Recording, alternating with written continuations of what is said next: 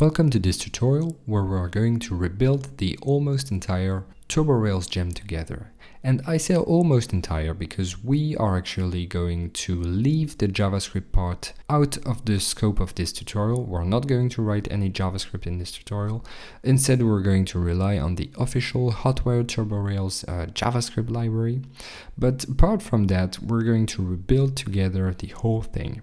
And we're going to do this by pair programming together. So we will explain each and every line of code that we're going to write in this tutorial. At the end of this tutorial, you will be able to contribute yourself to the Hotwire TurboRails gem because you will understand pretty much every single line of code that is in there. And you will also be able to contribute to other Ruby on Rails engines because, well, all of them follow the same conventions.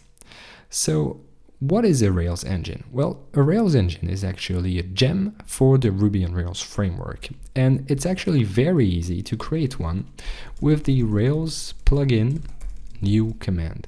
And in our case, we're going to name our engine TurboClone, and there are three different types of engines. So there is the engine like this without any options, there is the full engine, and there is the Mountable engine.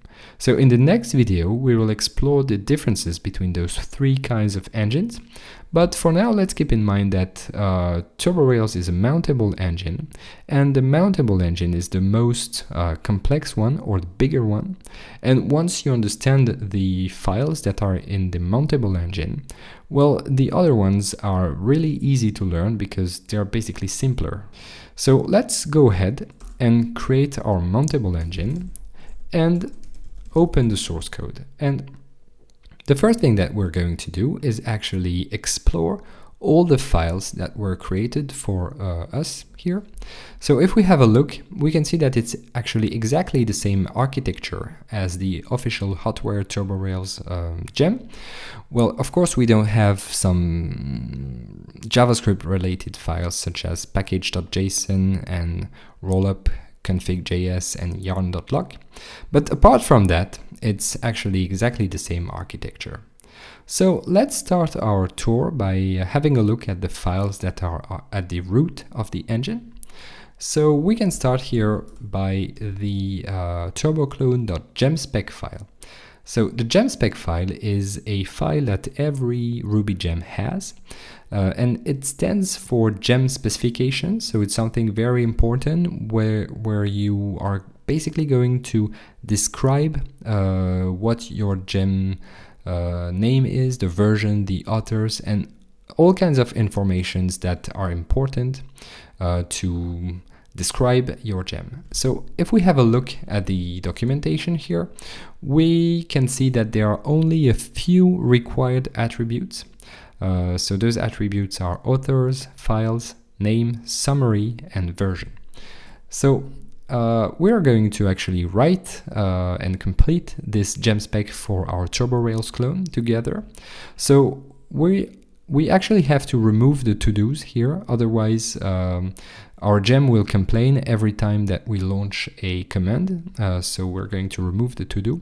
Homepage is not required, so we can remove it. Summary is required, so we can say here TurboRails clone. Description is not required. This allowed push host here is in case you want to create some private gems and you don't want to push them to rubygems.org. So this is not something that will concern us in this video, so we can safely remove it. Same for the home page, the source code URL, the change code URL, we can remove that.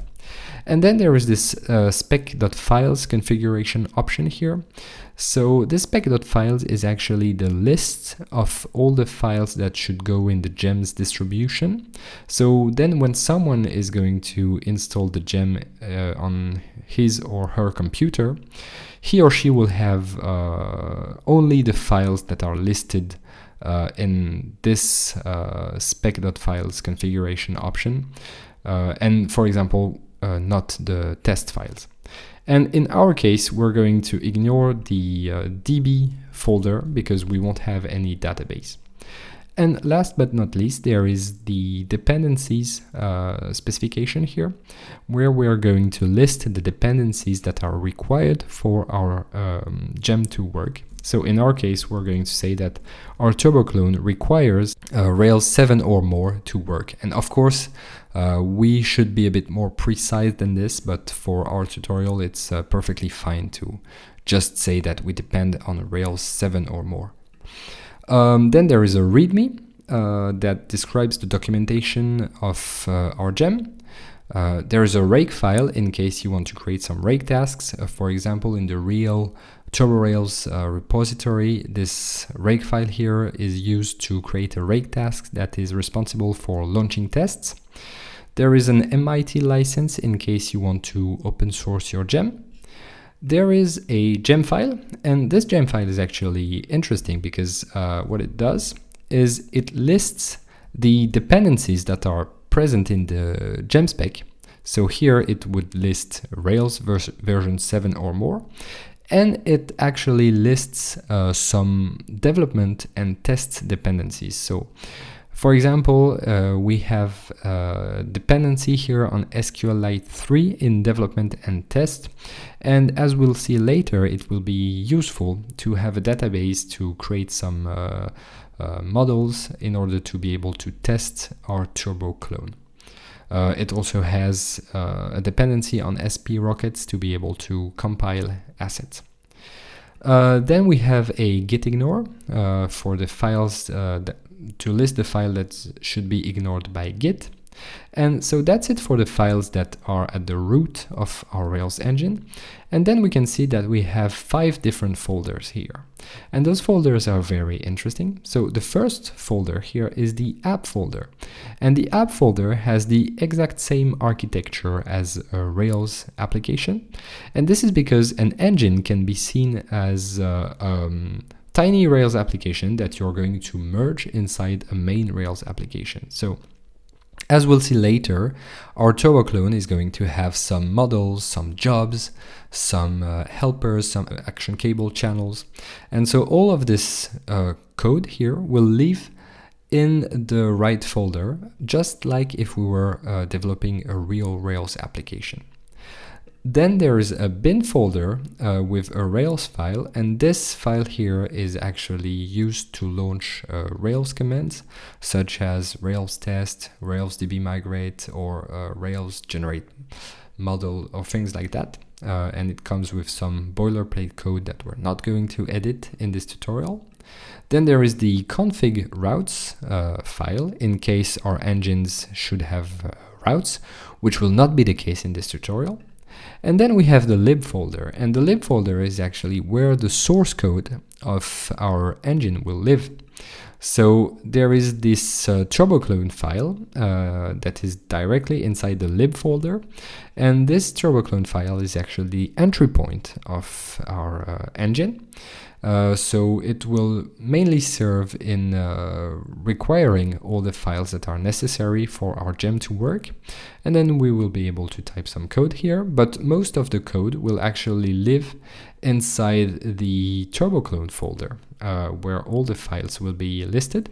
So by default you have a version and you have this engine file here, and this engine file is a file that every Rails engine has. That's why it's called an engine.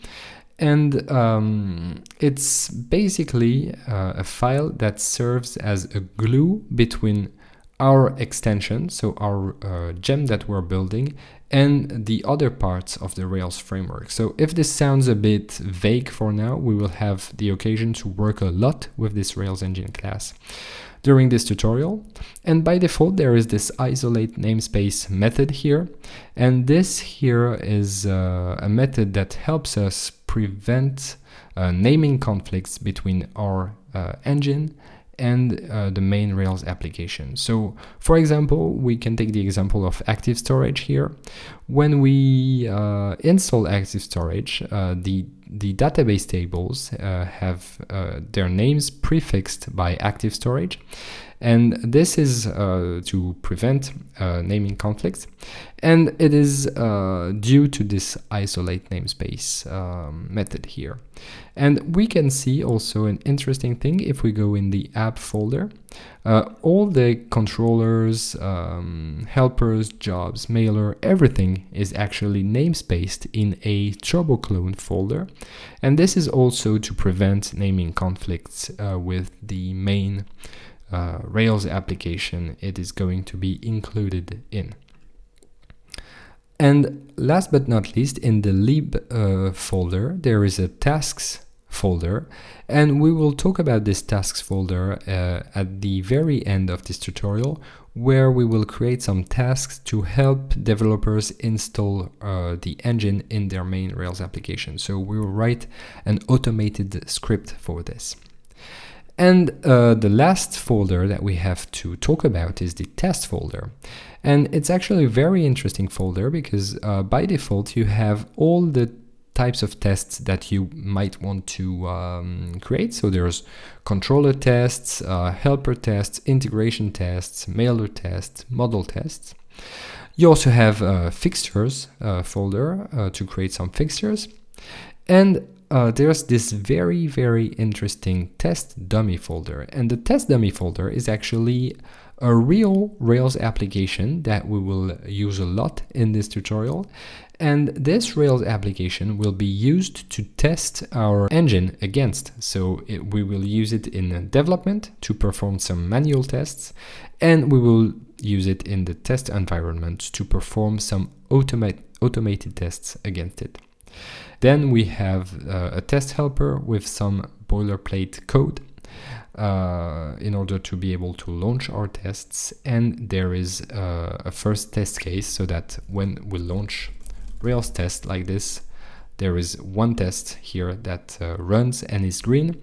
And it's actually this test to test that our turboclone has a version by default. So that's it for the little tour. I think it's really important to have a good understanding of what each file does here, but don't worry, it was the only theoretical video of this tutorial, and after that we're going to write a lot of code together.